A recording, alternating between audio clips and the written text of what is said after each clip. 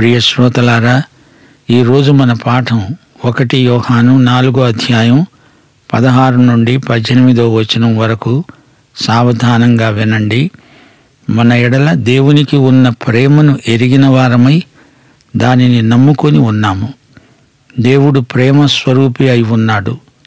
ప్రేమయందు నిలిచి ఉండేవాడు దేవుని యందు నిలిచి ఉన్నాడు, దేవుడు వాని యందు నిలిచి ఉన్నాడు. తీర్పు దినమందు మనకు ధైర్యము కలుగునట్లు దీనివలన ప్రేమ మనలో పరిపూర్ణము చేయబడి ఉన్నది. ఏలయనగా ఆయన ఎట్టివాడై ఉన్నాడో మనము కూడా ఈ లోకములో అట్టివారమై ఉన్నాము. ప్రేమలో భయముండదు. అంతేకాదు, పరిపూర్ణ ప్రేమ భయమును వెళ్ళగొడుతుంది. భయము దండనతో కూడినది. భయపడేవాడు ప్రేమయందు పరిపూర్ణము చేయబడినవాడు కాడు. ప్రియ శ్రోతలు, వింటున్నారా? దేవునికి మన మీద ఎంత ప్రేమ ఉందో మనము తెలుసుకున్నాము, నమ్ముకున్నాము. దేవుడు ప్రేమస్వరూపి. ప్రేమలో నిలిచి ఉండేవాడు దేవునిలో నిలిచి ఉన్నాడు, దేవుడు అతనిలో నిలిచి ఉన్నాడు. తీర్పు రోజున మనకు ధైర్యం ఉండేటట్లు దీన్ని బట్టి మన మధ్య ప్రేమ పరిపూర్ణమై ఉంది. ఎందుకంటే మనం ఈ లోకంలో ఆయనలాగా ఉన్నాము. ప్రేమలో భయమంటూ ఏమీ ఉండదు. పరిపూర్ణ ప్రేమ వచ్చి భయాన్ని బయటికి గెంటివేస్తుంది. భయానికి దండనతో సంబంధం ఉంది. భయము గలవాడు ప్రేమలో ఇంకా పరిపూర్ణుడు కాలేదు. శ్రోతలు, గమనించండి. దేవుడు మనల్ని ప్రేమిస్తున్నట్లు ఒక మాట అని ఊరుకోలేదు. దేవుడు తనకు సాధ్యమైనంత అద్భుత రీతిలో తన ప్రేమను రుజువు చేశాడు. మన కోసం తన ప్రాణాన్ని ధారపోశాడు. ప్రేమ అంటే ఇది. దివ్య ప్రేమకు మూలాధారం దేవుడే, మానవుడు కాదు. దేవుడు మనకది నేర్పకపోతే అదేమిటో మనకు తెలియదు. ఆయన మనల్ని ప్రేమించకపోతే, తన ప్రేమను మన హృదయాలలోకి రప్పించకపోతే మనము ఆయనను ప్రేమించగలిగే వారము కాము. మనం ఆయన ప్రేమను నమ్ముకున్నాము. సందేహానికి ఆస్కారం లేనంతగా ఆయన రుజువులు చూపాడు గదా. ఆయన ప్రేమను మనమెన్నటికీ శంకించకూడదు. మనపైకి, మన సన్నిహితులపైకి ఎన్ని కష్టాలు, బాధలు, హింసలు వచ్చినా దేవుని ప్రేమపై మనం ఆధారపడగలం. అది ఎన్నటికీ విఫలం కాదు. మనలను విడిచిపెట్టడు. దేవుడు మనల్ని ఎంతో ప్రేమిస్తున్నాడు. దేవుని ప్రేమ శాశ్వత కాలం ఉంటుంది. మనం బ్రతికే దినములన్నీ ఆయన ప్రేమ మనలో ఉంటుంది. మన ప్రభువైన యేసుక్రీస్తునందలి దేవుని ప్రేమ నుండి మనలను ఎవరూ ఎడబాపనేరరు. యేసు ఈ లోకములో ఎట్టివాడో మనము అట్టివారమై ఉన్నాము. యోహాను సువార్త 17వ అధ్యాయం 14వ వచనంలో ప్రభువు ప్రార్థన చేస్తూ అన్నాడు, తండ్రి, నేను లోక సంబంధిని కానట్లు వారు లోక సంబంధులు కారు గనుక లోకము వారిని ద్వేషిస్తుంది. దేవుడు తన విశ్వాసులను తన పిల్లలుగా ఎంచి తన జీవము, ప్రేమ ఉన్నవారు గనుక వారిని అలాగే ప్రేమిస్తాడు. అదే మన ధైర్యం. దేవుని ప్రేమను అనుభవించే వారికి తీర్పు భయం ఉండదు. పరిపూర్ణ ప్రేమ మనలో ఉండాలని ప్రభువు కోరుతున్నాడు. శ్రోతలు, వింటున్నారా? దేవుడు ప్రేమ స్వరూపి అని ఈ అధ్యాయంలోనే 2 సార్లు చెప్పబడింది. దేవుని ప్రేమను మనము రుచిచూచి ఎరిగి ఉన్నాము. ప్రేమ అంటే దేవుడు, దేవుడంటే ప్రేమ. ప్రేమ ఎలా ఉంటుందని అడుగుతారా? ప్రేమ యేసులాగా ఉంటుంది, దేవుడిలాగా ఉంటుంది. నీవు దేవుని బిడ్డవా? దేవుణ్ణి ప్రేమిస్తున్నావా? అలాంటప్పుడు నీ సహోదరులను ఎలా ద్వేషించగలుగుతావు? అసాధ్యం. దేవుడు ప్రేమ అనే నినాదం 1 యోహాను 4వ అధ్యాయం 8వ వచనంలో, తిరిగి 16వ వచనంలో 2 సార్లు పునరుద్ఘాటించబడింది. మన ప్రేమ పరిపక్వతను, పరిపూర్ణతను చేరుకోవాలి. ప్రేమ వర్ధమానమైన సౌశీల్యం. పరిపూర్ణ ప్రేమ భయాన్ని పారదోలుతుంది. తీర్పు అంటే దేవుడు తన బిడ్డలమని మనల్ని పరీక్షించే సమయం. అందులో మనం భయపడాల్సినదేదీ లేదు. మనలో పరిపూర్ణ ప్రేమ ఉంది. తండ్రి ఎదట మనకు ధైర్యం ఉన్నది. మనం దేవుణ్ణి, యేసుక్రీస్తును ప్రేమిస్తున్నాము. విశ్వాసమందు మన సహోదరీ సహోదరులను ప్రేమిస్తున్నాము. అందుచేత మనకు తీర్పు అంటే భయమేమీ ఉండదు. ఈ లోకంలో యేసు ప్రభువు ఎలా ఉండేవాడో మనము అలాగే ఉంటాము. మనము ఆయనలాగే ఉన్నాము అంటే అర్థమేమిటి? యేసు ప్రభువు చనిపోయి తిరిగి లేచాడు. ఆయన పునరుత్థానుడు. మనకు ఆయన పునరుత్థాన జీవమున్నది. ఇప్పుడు ఆరోహణమైన క్రీస్తు పరలోకంలో మన పక్షాన ఉన్నాడు. మనము క్రీస్తునందున్నాము. ప్రియునియందు మనము అంగీకరించబడ్డాము. ప్రేమలో భయముండడానికి వీల్లేదు. ప్రేమ పరిపూర్ణమై భయాన్ని దరిదాపులకు రానీయకుండా వెళ్ళగొడుతుంది. భయమంటే దండనను గురించినది. కాని దేవుని బిడ్డలైన వారికి తీర్పు భయం ఉండదు. క్రీస్తునందున్న వారికి ఏ శిక్షావిధి లేదు. క్రీస్తు యొక్క శిలువ మరణంతో మనకు తీర్పు భయం తొలగిపోయింది.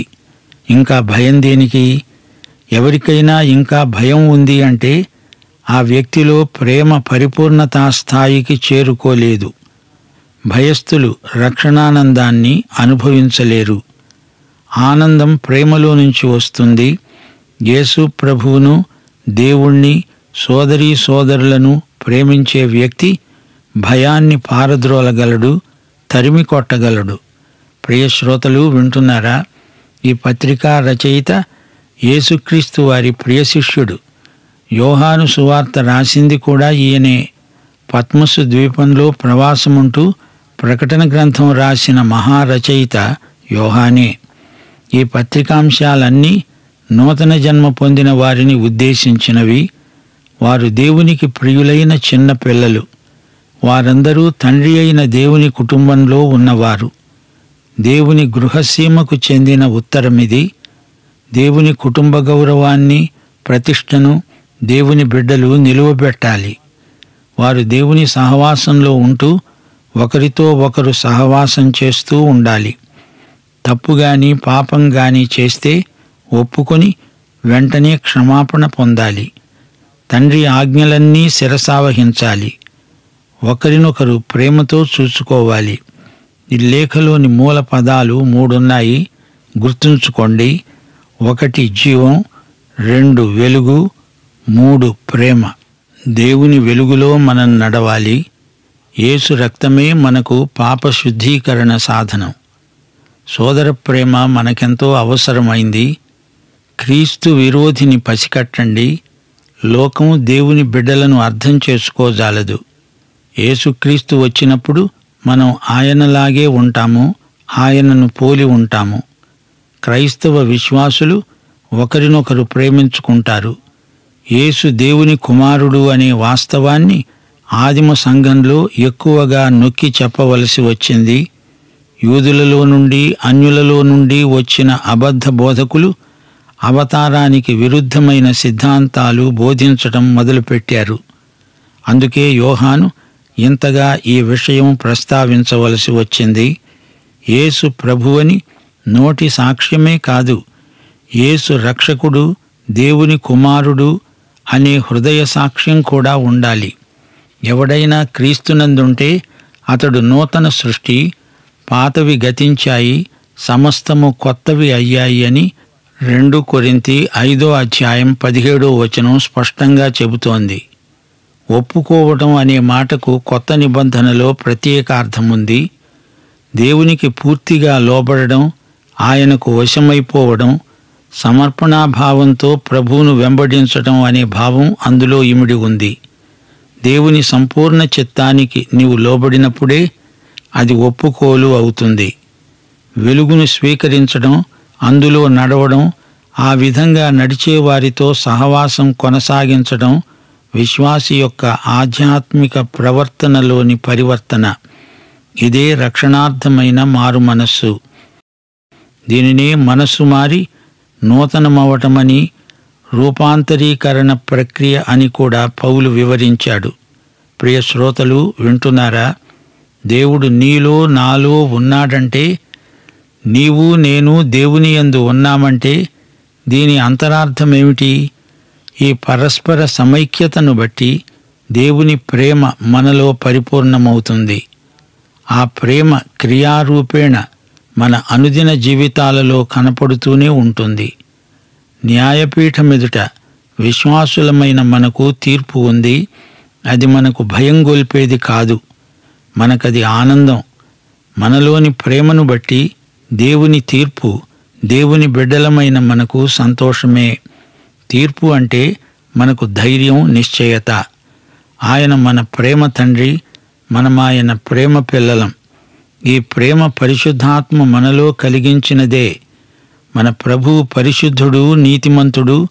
ఆయనలాగే మనము పరిశుద్ధులము, నీతిమంతులము.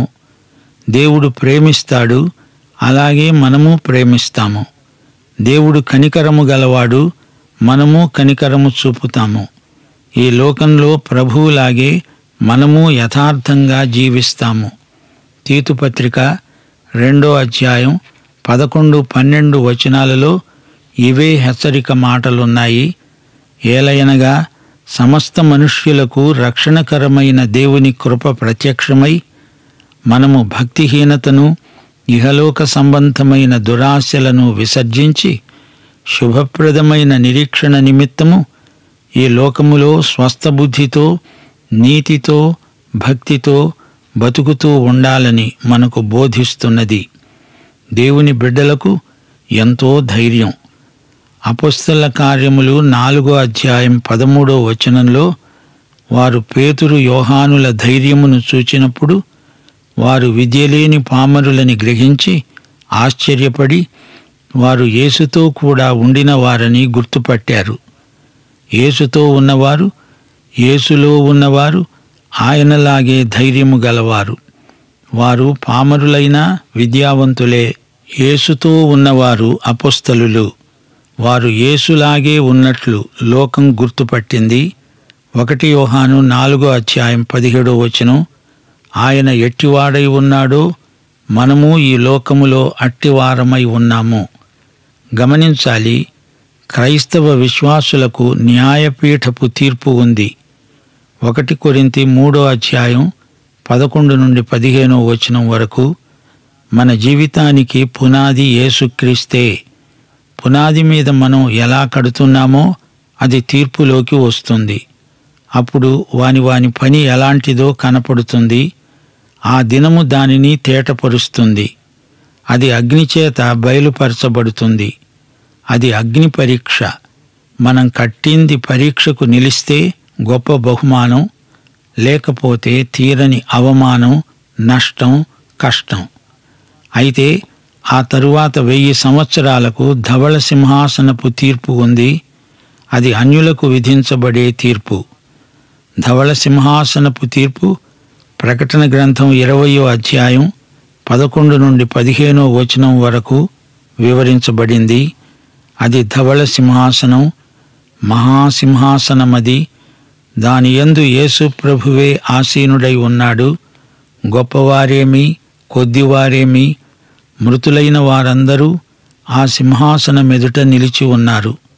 గ్రంథములు విప్పబడ్డాయి. వాటిలో వ్రాయబడి ఉన్న వాటిని బట్టి తమ క్రియల చొప్పున మృతులు తీర్పు పొందారు. సముద్రము తనలో ఉన్న మృతులను అప్పగించింది. మరణము, పాతాళలోకము వాటి వశమున ఉన్న మృతులను అప్పగించాయి. వారిలో ప్రతివాడు తన క్రియల చొప్పున తీర్పు పొందాడు. అయితే జీవగ్రంథమందు పేర్లున్న వారికి ఈ శిక్షావిధి లేదు. దేవుని బిడ్డలకు ఈ తీర్పు భయం లేదు. ప్రేమను బట్టి మనము దేవుని బిడ్డలము గనుక మనకు న్యాయపీఠపు తీర్పే గాని ధవళ సింహాసనపు తీర్పు ఉండదు. దేవుని బిడ్డలు లోకమును, శరీరమును, సైతానును గెలువగలరు. మత్తయి సువార్త 5వ అధ్యాయం 48వ వచనంలో ప్రభువు ఏమన్నాడు? మీ పరలోకపు తండ్రి పరిపూర్ణుడు గనుక మీరు పరిపూర్ణులై ఉంటారు. మనము కృపకు లోనైన వారము. మనము దేవుని నీతికి, దేవుని ఉపదేశ క్రమమునకు లోబడిన వారము. పరిశుద్ధత కలగడానికి మన అవయవాలను నీతికి దాసులనుగా అప్పగించాము. పాపము నుండి విమోచింపబడి దేవునికి దాసులమయ్యాము. పరిశుద్ధతే దాని ఫలం, నిత్య జీవమే దాని అంతం. ఈ లోక స్నేహం దేవునితో విరోధం. లోకంతో స్నేహం చేసేవాడు దేవునికి విరోధి అవుతాడు. 1 కొరింథీ 13:4 దేవుని ప్రేమ ఎలాంటిదో ముక్తసరిగా చెప్పబడింది. ప్రేమ దీర్ఘకాలము సహిస్తుంది, దయ చూపిస్తుంది. ప్రేమ మత్సరపడదు, ప్రేమ డంబముగా ప్రవర్తించదు, అది ఉప్పొంగదు. తీర్పు అంటే భయపడే వ్యక్తిలో ప్రేమ పరిపూర్ణమై ఉండలేదు. అతడు క్రీస్తు రక్తము చేత పవిత్రీకరించబడి ఉండాలి.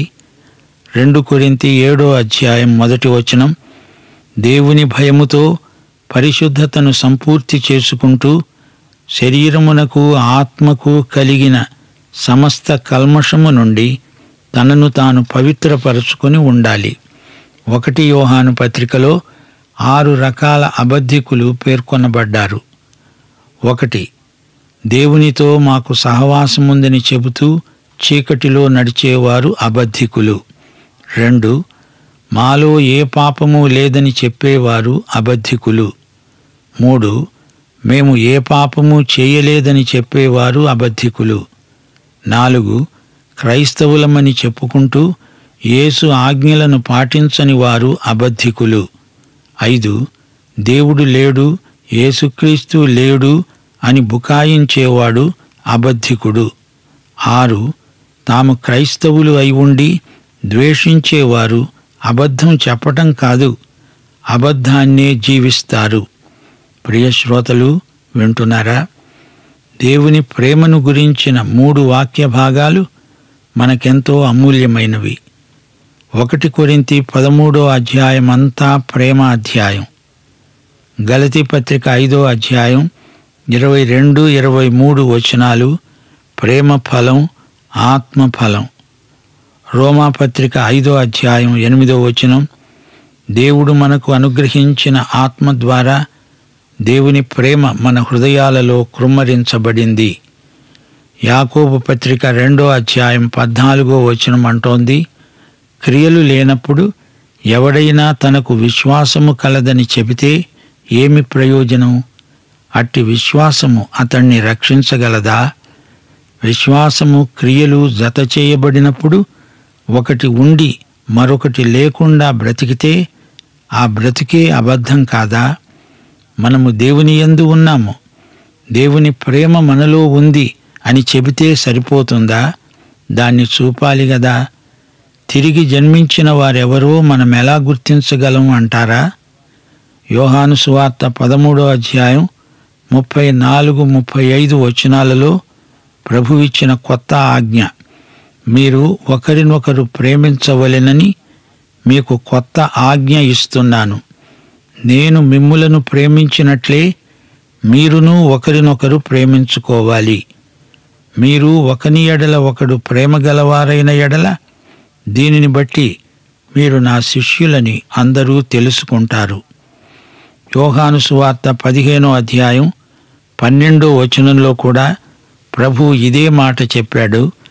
నేను మిమ్ములను ప్రేమించిన ప్రకారము మీరు ఒకరినొకరు ప్రేమించుకోవాలి అనడమే నా ఆజ్ఞ. సహోదరుని ద్వేషించేవాడు నరహంతకుడు. నరహంతకులలో నిత్య జీవముండదు. ఈ పాఠం ముగింపులో మా శ్రోతలకు ప్రేమ పరిపూర్ణతను మరోసారి జ్ఞాపకం చేయగోరుతాము. మనలోని దేవుని ప్రేమను పరిపక్వతా స్థితికి తెచ్చేవాడు పరిశుద్ధాత్మ.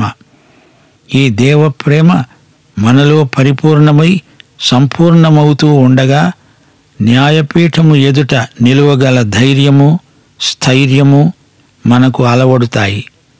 పరిపక్వ ప్రేమ మనకు నిశ్చయత, ధైర్యము, స్థైర్యము కలిగిస్తుందని వేరే చెప్పనక్కర్లేదు. పరిపక్వ ప్రేమ భయాన్ని పారద్రోలగలదనే హామీ మనకు ఈ పాఠంలో లభ్యమవుతుంది. ప్రేమ, భయము కలిసి ఉండనేరవు. దేవుని ప్రేమ మనలోని అపరాధ భావనను పారద్రోలగలదు. పాఠం ఇంతటితో సమాప్తం. దైవాశీస్సులు. ఆమేన్.